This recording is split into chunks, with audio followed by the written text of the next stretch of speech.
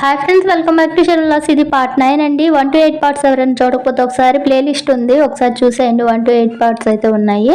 ఇక మనం పార్ట్ 9లోకి అయితే వెళ్దాము. ఇక రిషి వచ్చిన తర్వాత మను చాలా బాధపడిపోతూ ఉన్నాడన్న విషయం అయితే వస్తారైతే చెప్తుంది. మను వాళ్ళ డాడీ ఎవరో కనిపెట్టాలి, మను తన్ని హ్యాపీగా చేయాలి. మనకింత హెల్ప్ చేసిన మనుని మనం ఎప్పుడు కూడా హ్యాపీగా ఉండేలా చేయాలి. అసలు మను వాళ్ళ డాడీని ఎలా కనిపెట్టాలో ఆ రోజు అనుపమ మేడం అందరి ముందు మనుకి డాడీ ఉన్నారు, ఆయన ఇక్కడే ఉన్నారు, ఈ ఊర్లోనే ఉన్నారని చెప్పేసి అంది.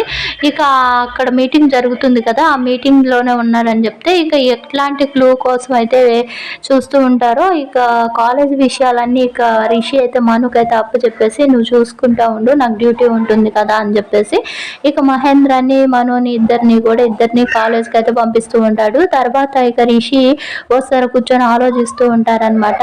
ఇక అందరినీ ఎంక్వైరీ చేశారంటున్నారు, అందరి పనులు అయిపోయినాయి. ఇక ఉండాల్సిందల్లా ఏదైనా క్లూ రావాలి అని అంటే అనుపమ మేడం రూమ్ ఒకసారి చెక్ చేయాలి, ఆ తర్వాత డాడ్ని పెద్దనాన్ని కూడా ఒకసారి అడగాలని చెప్పేసి అనుకుంటూ ఉంటారనమాట. ఇలా ఉన్న టైంలోనే నేను ఒకసారి మా డాడీని ఇంకొంచెం క్లోజ్గా అడుగుతాను, ఏమన్నా పర్సనల్గా ఏమన్నా ఉన్నాయా లేవా మనసులో అంటే మా అమ్మ డాడీ ఇద్దరు కలిసి ఇక లవ్ మ్యారేజ్ చేసుకున్నారు, వాళ్ళ మధ్య ఏముంటాయి, ఇంకేమన్నా ఉన్నాయేమో చూద్దామని చెప్పేసి ఇక వస్తారో అయితే చెప్తారనమాట. కాలేజ్ నుంచి రాగానే ఇక రిషి కూడా డ్యూటీ నుంచి రాగానే కూర్చుంటూ ఉంటారు ఇక అందరు కూడా. ఇక వీళ్ళిద్దరు లోపల అయితే ఉంటారు. అనుపమ వస్తారా, ఇక డాడ్ మిమ్మల్ని ఒక విషయం అడగాలి, మీ కాలేజ్ డేస్లో మీకు ఏమైనా లవ్ స్టోరీస్ ఉన్నాయా, లేకపోతే ఇక అనుపమ మేడం మీకు ఎప్పటి నుంచి తెలుసు, అమ్మ కంటే ముందు తెలుసా అమ్మ తర్వాత తెలుసా అని చెప్పేసి అడుగుతూ ఉంటాడు అనమాట. ఎందుకు నన్ను అలా అడుగుతున్నావు అని అంటే జస్ట్ కావాలి డాడ్ అంటే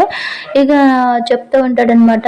నాకు జగతి కంటే ముందు అనుపమ అనే ఫ్రెండ్, ఆ తర్వాతే జగతి ఫ్రెండ్ అనుపమ ఫ్రెండ్ జగతి, తర్వాతే జగతి పరిచయం అయింది అని చెప్తే మీరు ఎప్పుడు ఫ్రెండ్స్గానే ఉండిపోయారా, లవ్ చేయాలనిపించట్లేదా అంటే ఆ టైంలో మిమ్మల్ని ఎవరన్నా లవ్ చేశారా, లేకపోతే మీరు ఎవరినన్నా లవ్ చేశారా, మీకు ప్రపోజ్ చేశారా, అయినా మీరిద్దరు బెస్ట్ ఫ్రెండ్స్ కదా, ఫ్రెండ్స్ లవర్స్ అవుతారు అనేసి అంటారు కదా, మీరు ఎప్పుడు అనుపమ మేడంని లవ్ చేయలేదా అని చెప్పేసి అంటూ ఉంటే అనుపమ మేడంకి ఏమన్నా లవర్స్ ఉన్నారా అనేసి అడుగుతూ ఉంటే ఇవన్నీ నాకు అసలు తెలీదు, నేనేం లవ్ చేయలేదు, తను కూడా నన్ను లవ్ చేయలేదు, జస్ట్ మేము ఫ్రెండ్స్గా ఉన్నాం అంతే అని చెప్పేసి అంటూ ఉంటే మీరు లవ్ చేయలేదు, ఒకవేళ మేడం లవ్ చేశారా ఏమన్నా మీకు ఎప్పుడన్నా చెప్పారా ఆ విషయం అంటే అలాంటిది ఉంటే చెప్పేసి కదా తను స్ట్రైట్ ఫార్వర్డ్, అలాంటి ఏమీ లేవు నాన్న అని చెప్పేసి అంటూ ఉంటే ఇక డాడ్ వైపు నుంచి అంటే ఏమీ తెలియదు అనమాట. ఇక మేడం వైపు నుంచి ఏదన్నా రావాలి అని చెప్పేసి ఇక రూమ్లోకి అయితే చెక్ చేస్తారు, వస్తారా రిషి కూడా.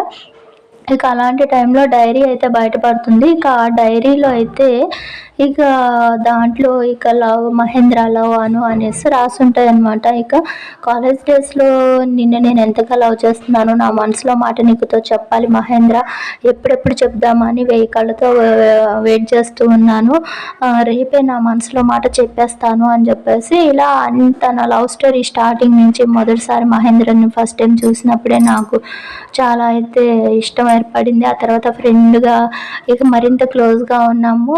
ఇక ఇట్లా అని అన్ని డైరీలో రాసుకుంటా ఇక రేపే నా లవ్ స్టోరీని, నా లవ్ని ఇక మహేంద్రతో చెప్పేస్తాను అని చెప్పేసి ఇక దాంట్లో రాసుకుంటుంది. ఆ తర్వాత పేజెస్ అయితే ఏమి ఉండవు అనమాట. సడన్గా ఆ రోజు ఏం జరిగింది అనేసి ఇక రిషి అనేది ఇప్పుడు ఒక పోలీస్ ఆఫీసర్ అయ్యాడు కాబట్టి ఇన్వెస్టిగేషన్ మెథడ్లో అయితే ఆలోచిస్తూ ఉంటాడు.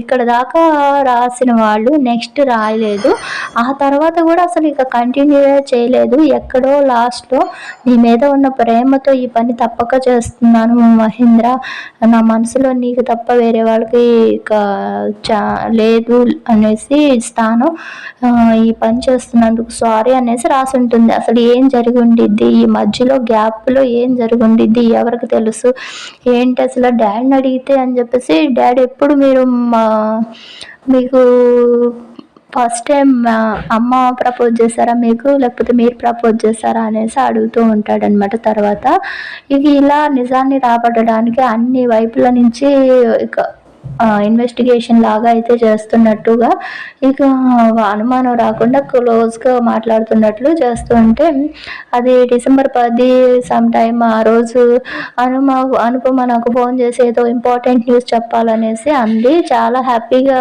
ఫోన్ చేసింది. తీరా అక్కడికి వెళితే ఇక తను చెప్పిన విషయం ఏంటంటే జగతి నన్ను లవ్ చేస్తుందన్న విషయం తను చెప్పింది. తను చెప్పడానికి ముందే నేను కూడా నీతో ఒక విషయం చెప్పాలి అని చెప్పేసి అంటే, సరే నువ్వే first, ladies first gents first ఇలా అంటూ ఉంటే ఇక టాస్ వేసాము. టాస్లో అయితే నేనే గెలిచాను. అందుకనే నేను ఒకరిని లవ్ చేస్తున్నాను, ప్రాణం కంటే ఎక్కువగా లవ్ చేస్తున్నాను, తను లేకపోతే నేను ఉండలేను అని చెప్తే అప్పటి వరకు నవ్వు ఫేస్తో ఎవరు మహేంద్ర అని సిగ్గుపడుతూనే అంది. తర్వాత నుంచి ఇక నేను జగతిని లవ్ చేస్తున్నాను అన్న విషయం తెలిసాక చాలా బాధపడినట్లు ఏదో ఒకలాగా అయిపోయి ఇక సడన్గా సరే హ్యాపీ మ్యారీడ్ లైఫ్ ఇట్లా ఆల్ ది బెస్ట్ అని చెప్పేసి ఇక వెళ్ళిపోయింది. ఆ తర్వాత ఏం జరిగిందో నాకు తెలియదు. ఫోన్ చేసినా లిఫ్ట్ చేయలేదు అని చెప్పేసి అంటూ ఉంది. తర్వాత నేను జగతికి ఫోన్ చేశాను. ఇక అనుపమ అసలు కనిపించట్లేదు అని చెప్పేసి, అనుపమతో ఏమన్నా చెప్పావా అని అంటే, నేనేం చెప్పాను, నా మనసులో ఒక మాట ఉంది, అది నేను అనుపమతో చెప్పాను అని చెప్పేసి అంటే, ఇక మీ ఇద్దరు మ్యాటరు అనుపమ మేడంతో చెప్పుంటారు. ఆవిడ తన ప్రేమను ఆపేసి మీ ఇద్దరిని ఒకటి చేసినట్లుంది. తను కూడా లవ్ చేసింది డాడీ మిమ్మల్ని. ఆ విషయం మీరు గ్రహించలేకపోయారు. ఆ రోజు గ్రహించినట్లయితే ఏమై ఉండేదో అనేసి ఇక తర్వాత ఇంకేం జరిగిందంటే, ఇంట్లో వాళ్ళకి ఎవరికి ఇష్టం లేదు మిమ్మల్ని పెళ్లి చేసుకోవడం. ఇక తర్వాత తనే మా ఇద్దరికి గుళ్ళో పెళ్లి చేసి పోలీస్ స్టేషన్స్కి మీ పెద్దమ్మ చాలా అంటే చాలా గొడవలు చేస్తే ఇక అవన్నీ దగ్గరుండి తనే తీర్చేసింది. ఇక ఆ తర్వాత 2-3 మంత్స్కి ప్రెగ్నెన్సీ అయితే వచ్చేసింది నువ్వు పుడతానికి. ఇక అప్పుడు ఇక తనైతే అలానే ఇక జగతిని చూసుకోవడానికి ఎవ్వరు లేరని చెప్పేసి అంటే ఇక తనే దగ్గరుండి పురుడు పోసింది. నువ్వు పుట్టావు. ఆ తర్వాత ఏమైపోయిందో తను అసలు తెలియదు, వెళ్ళిపోయిందని చెప్పడం. కానీ ఇక అంటే ఇక్కడ ఒకటైతే క్లారిటీగా అయితే అనిపిస్తుంది. అంటే జగతి మేడం డెలివరీ దాకా మేడం ఉండి తర్వాత అయితే వెళ్ళిపోయారు. ఆ తర్వాత మిమ్మల్ని అయితే లవ్ చేస్తూనే ఉన్నారు. ఇక మీరు తప్పితే తన మనసులో ఇంకెవరు లేరు. అలా ఒంటరిగా ఉండిపోయి ఉండొచ్చు. బట్ వెళ్ళిపోయే ముందు ఇక్కడ మను అసలు ఎక్కడి నుంచి మధ్యలో ఊడిపడ్డాడు అనేది ఇక్కడ ఉన్న మరో ట్విస్ట్. అయినా అసలు అంత సడన్గా వెళ్ళిపోవాల్సిన అవసరం కూడా ఏముండిద్ది అని చెప్పేసి ఇక ఆలోచనలు అయితే పడతాడనమాట. ఇక వస్తారా రిషి కూర్చొని మాట్లాడుకుంటూ ఉంటారు. వసు ఇక్కడ నాకు అర్థమైంది ఏంటంటే, మేడం కూడా డాడీని లవ్ చేశారు. కానీ అమ్మ కోసం త్యాగం చేసేసారు. అలానే ఉన్న టైంలో ఏదో జరగని ఇష్యూ ఒకటి జరిగింది. అందుకనే ఆవిడ దూరంగా కొన్నేళ్ల పాటు కనిపించకుండా వెళ్ళిపోయింది.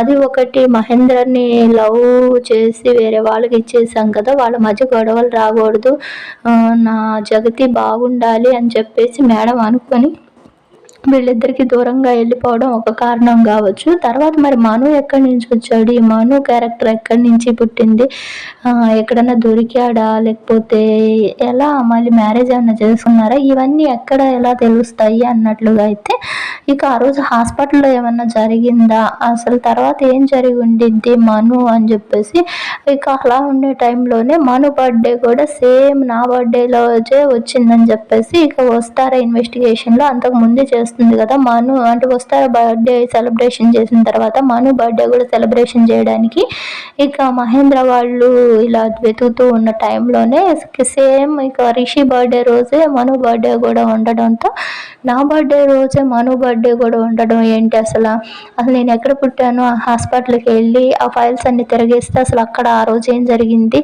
అనేది తెలుస్తుంది. ఎక్కడెక్కడ అనేసి ఇక ఏ హాస్పిటల్లో పుట్టాడు మను అనేసి అడిగితే ఇక తను నిజం చెప్పలేక ఏదో ఒక చిన్న హాస్పిటల్ పేరు అయితే చెప్తుంది. సేమ్ ఆ హాస్పిటల్ కూడా రిషి పుట్టిన హాస్పిటలే లాగా అయితే ఉంటుందన్నమాట. ఇక ఆ ఒక్క చిన్న క్లూతోనే ఇక రిషి వసు ఇద్దరు వెళ్ళి హాస్పిటల్ దగ్గర నర్సు దగ్గరకు వెళ్ళి ఆ టైంలో జరిగిన కాన్పుల వివరాలు మొత్తం చూస్తే ఇక అప్పుడు బయటపడుతుంది అనమాట. ఇక జగతి మేడంకి ట్విన్స్ పుట్టారు అనేసి. ఇక ఆ నిజం తెలుసుకున్న రిషి ఇప్పుడు ట్విన్స్ పుట్టారు అని అంటే ఒకటే బర్త్డే ఇద్దరిది ఉంది అంటే ఇప్పుడు నా తమ్ముడు మను అవుతాడు. ఇప్పుడు అంటే మేమిద్దరం కమల పిల్లలమా, అసలు మేడం మా తమ్ముడిని ఎందుకు తీసుకువెళ్ళిపోయింది మా డాడీ దగ్గర నుంచి, అసలు అక్కడ ఏం జరిగి ఉండిద్దా అని చెప్పి ఇట్లా అయితే ఆలోచిస్తూ ఈ షాకింగ్గా ఈ నిజాలన్నీ అసలు ఎందుకు మేడం ఇంతవరకు నోరు విప్పకుండా దాచిపెట్టేసి ఇట్లా ఉన్నారు, వీళ్ళు వెనక ఎవరు ఉన్నారు, అసలు ఏం జరిగి ఉండిద్ది, వీటన్నిటి నుంచి చాలా అంటే చాలా నా ఫస్ట్ కేసు మా అమ్మదే టేకప్ చేసి మా అమ్మని ఎవరైతే చంపారో వాళ్ళని ఉరికంబం ఎక్కించాలనుకున్నాను. కాకపోతే నా ఫ్యామిలీలోని మ్యాటర్ని నేను ఇలా డీలప్ చేయాలని అసలు అనుకోలేదు అని చెప్పేసి